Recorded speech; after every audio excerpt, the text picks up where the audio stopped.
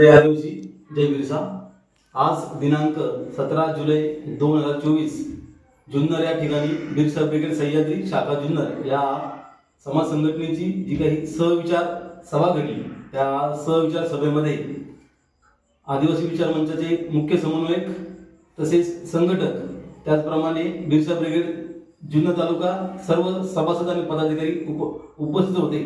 त्याचप्रमाणे बिरसा ब्रिगेड सह्याद्रीचे नवनियुक्त अध्यक्ष आदरणीय नवनाथजी लहांगी साहेब हे या ठिकाणी जुन्नर या ठिकाणी उपस्थित होते।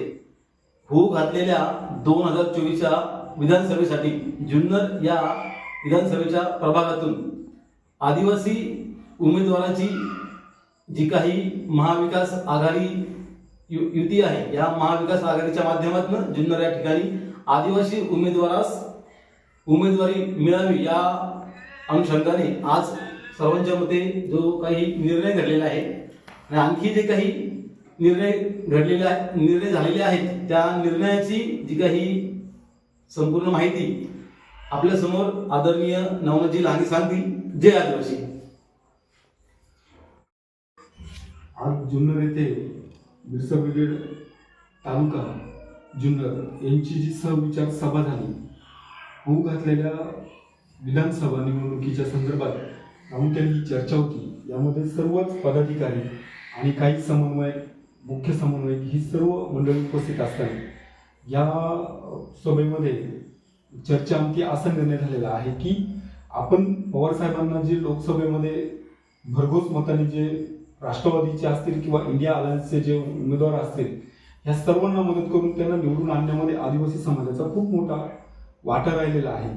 आणि ह्या सामाजिक भूमिकेतून आपण राष्ट्रवादी काँग्रेस पक्षाच्या म्हणजे शरद पवार गटाकडून आपण जुन्नरची जी जागा आहे ती आदिवासी समाजाला द्यावी, ती सीट आदिवासी समाजाला पवार साहेबांनी द्यावी अशी सर्वांची इच्छा आहे। आणि ती निवडणुकीची भूमिका जी आहे ती याच कारणासाठी की जुन्नरमध्ये जवळजवळ 80 ते 90 हजार आदिवासी मतदान आहे आणि त्या मतदानाचा जर विचार केला तर 33% मतदान आदिवासींचं आहे।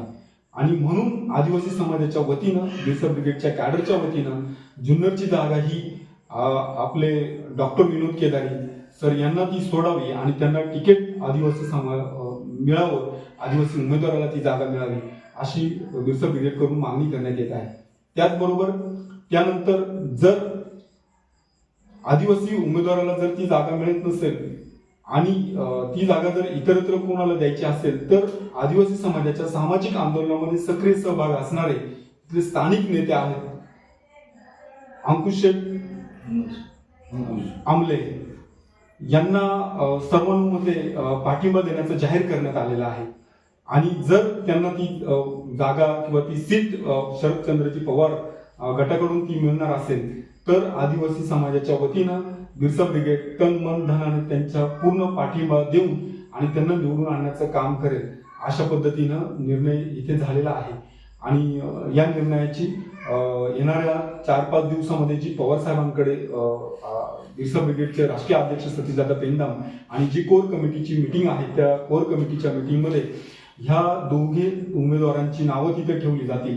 पवार साहेबांनी जो उमेदवार निवडला, जर पवार साहेबांनी तिकीट दिलं अशा उमेदवाराच्या पाठीशी बिरसा ब्रिगेड उभी राहील आणि तिथला उमेदवार निवडून आणेल, यामध्ये ते मात्र शंका नाही।